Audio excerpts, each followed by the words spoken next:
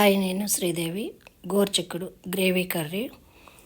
ఇది నువ్వుల పొడి వేసి కొబ్బరి వేసి చేసిన కర్రీ. ఇది టేస్ట్ అనేది చాలా బాగుంటుంది. చపాతీకి రైస్కి ఈ కర్రీ చాలా టేస్ట్ అనేది బాగుంటుంది.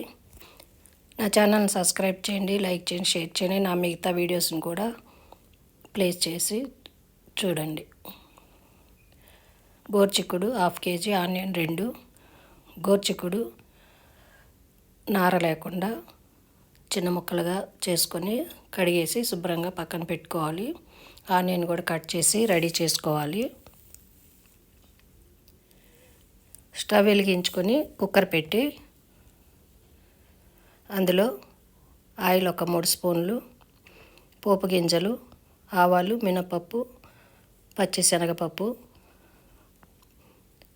ఎండుమిర్చి, జీలకర్ర, ఆనియను కట్ చేసిన ఆనియన్ పోపు వేగిన తర్వాత వేసుకోవాలి. తర్వాత కర్రీ లీవ్స్ కూడా వేసి ఫ్రై చేసుకోవాలి. అందులోనే కట్ చేసి ఒలిచి కడిగి పక్కన పెట్టుకున్న గోరుచిక్కుడు కూడా కుక్కర్లో వేసి బాగా కలుపుకోవాలి. ఒక 5 నిమిషాలు గోరుచిక్కుడు పచ్చి వాసన పోయే వరకు కలుపుతూ ఉండాలి. అందులో సాల్ట్ వేసుకోవాలి 1 స్పూను, సరిపోకపోతే మరలా చూసి వేసుకోవాలి. పచ్చి ధనియాల పొడి 1 స్పూను, కారం 1½ స్పూను, కొద్దిగా పసుపు, ఇవన్నీ వేసి బాగా కలుపుకోవాలి.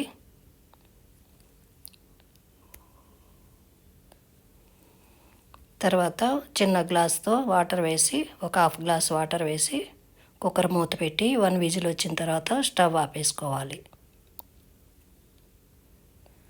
పచ్చి ధనియాల పొడి వేయటం వలన ఈ గోరుచిక్కుడు స్మెల్ అనేది లేకుండా మంచి మసాలా కర్రీలాగా మనకి స్మెల్ తెలుస్తుంది.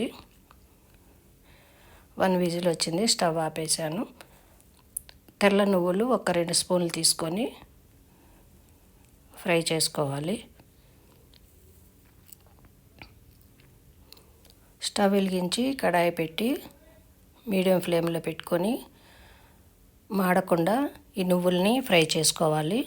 ఈ ఫ్రై అయిన నువ్వుల్ని చిన్న మిక్సీ జార్లో వేసుకొని పౌడర్ చేసుకోవాలి.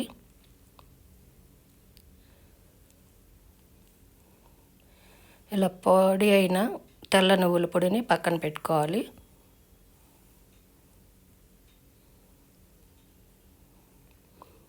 కుక్కర్ చల్లారిన తర్వాత మూత తీసి ఒకసారి బాగా కలుపుకోవాలి.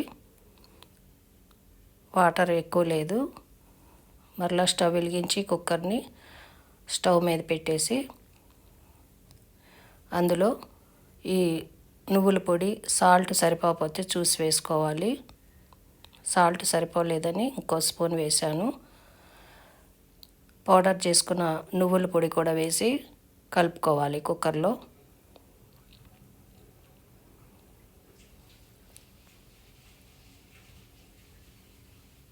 పచ్చి కొబ్బరి ముక్కలు తీసుకొని చిన్న ముక్కలు చేసి దీన్ని కూడా పేస్ట్ లాగా చేసుకోవాలి. ఈ కొబ్బరి పేస్ట్ వేయటం వలన గ్రేవీ ఎక్కువగా ఉంటుంది, టేస్ట్ కూడా బాగుంటుంది. ఇది మెత్తగా పేస్ట్ లాగా చేసి గోరుచిక్కుడు కర్రీలో ఈ పచ్చి కొబ్బరి పేస్ట్ని వేసుకోవాలి. ఇది బాగా కలిసేలాగా కలుపుకొని అడుగంటకుండా కలుపుకుంటూ కూర దగ్గరికి అయిన తర్వాత స్టవ్ ఆపేసి ఒక బౌల్లోకి తీసుకోవాలి. గోరుచిక్కుడు గ్రేవీ కర్రీ రెడీ అయిపోయింది. ఇది ఒక బౌల్లోకి తీసుకొని రైస్కి చపాతీకి ఈ కర్రీ బాగుంటుంది.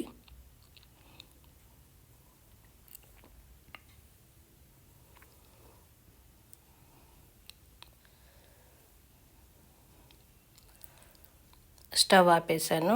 ఈ కర్రీని ఒక బౌల్లోకి తీసుకొని రైస్కి కానీ చపాతీకి కానీ రెండిటికి ఈ కర్రీ సూట్ అవుతుంది. మీకు ఈ వీడియో నచ్చినట్లయితే కామెంట్ చేయండి, లైక్ చేయండి, షేర్ చేయండి, సబ్స్క్రైబ్ చేయండి.